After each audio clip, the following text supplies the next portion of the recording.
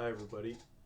I wanted to make this video because a fellow YouTuber has actually requested that I go ahead and give you more content. Let me just adjust this a little bit better. So maybe, how do I say this? Maybe I'll be doing more videos and provide you with more value if that's something that you're looking for from me. Um, so Yeah, just wanted to give you some updates. Recently switched the position from doing the bread and butter structural engineering to truss engineering. That is still structural engineering, but at a truss company.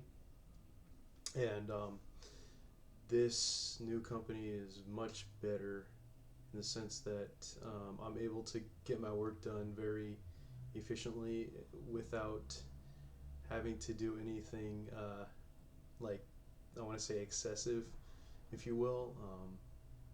These days, a lot of things can be excessive, such as doing hand calculations or anything that you would have to do in school, basically. um, so there's a lot of opportunities for me also in that company, and extremely great benefits. I won't mention the name, although you at some point I'll probably mention it just because my affiliation will grow with that company. And sorry if I'm not speaking so loud. It's because my throat actually feels a little bit sore because of the. I think I have a common cold that I recently got, and the common cold is probably just a random event. It wasn't anything to do with coworkers or anything like that.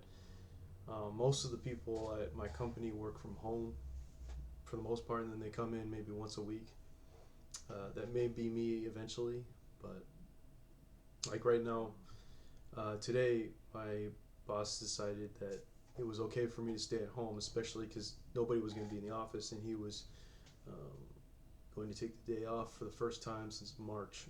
So, um, yeah, there we go. Um, Without going crazy, I just wanted to also mention that I have a growing popularity on LinkedIn. So some people are reaching out to me asking me for references or maybe, um, I guess you could say, like recommendations or advice to, and I really don't mind providing it, if, especially since my free time has been a little bit weird these days. I mean, when I come home, I try to do something related to renovations, but I get really tired, especially these first couple of weeks, 4 weeks, 5 weeks, this first month of starting off because there's so much to learn that I'm not familiar with in the truss industry. The truss industry, like as far as the company at least, company wide, has been around for 40 years, 40 plus years. So everything is very established, and you have to really understand a lot of stuff that they've already came up with. So there's a lot of dense material, so to speak, that I just keep going through, and getting used to their in-house software has been taking me time. Yeah, I'm sort of in this stage where I feel very new to everything again. It feels very I feel very much like a newbie again, which is pretty humbling, and that's fine because I got 30% raise. I'm almost in the six-figure range in terms of what my income, but that will be solved once I rent this place out after paying it off. Um, so if let's say if you're a structural engineer worried about uh, making six figures, uh, at some point, probably 3 to 4 years in, you'll be able to make 90K, and that might be a maximum for a while. I'm not sure. Don't quote me on that. But depending upon your, I guess, involvement, you can get more than that. But I was pretty, what do they call that? doubtful about my about the pay, um, in the sense of I didn't think that it was possible to get to 100K unless you worked like 15 years. There's a lot more gray area than that, and so in my case, in addition to the income that I'm making from the active income, the passive income will allow me to get to the point of 100K. So there's other avenues you can do. So you don't just have to do structural engineering. You can do other things. You get some passive income other ways, active income other ways as well, and then that will put you at 100K basically. So um, it's not as hopeless as you think. I mean, you could also even just make 100K um, just doing structural engineering, although you might have to sacrifice, you might have to put in a lot of overtime. I'm not sure how that will work, but you can definitely get out there after 4 years or so, and especially getting a professional engineering license.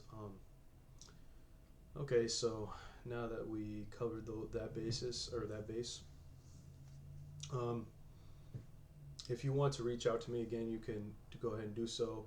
I did talk to a few people, and one of the subscribers to this channel, and she seems to be doing pretty good. Although she didn't reach out to me again, which is fine. If you know, I can understand everybody's got a busy life. Certainly, there's a lot of things that I still got to do, but you know, it's just like something else comes up, and then I got to take care of that. You know, it's just crazy. I just happen to have time right now to do this because I'm at home, and it's lunchtime, and it's like there's just not much to do. So anyway, I was gonna say. So yeah, it's if you have any questions about that, about the pay, I can give you more of an idea of what's going on with that.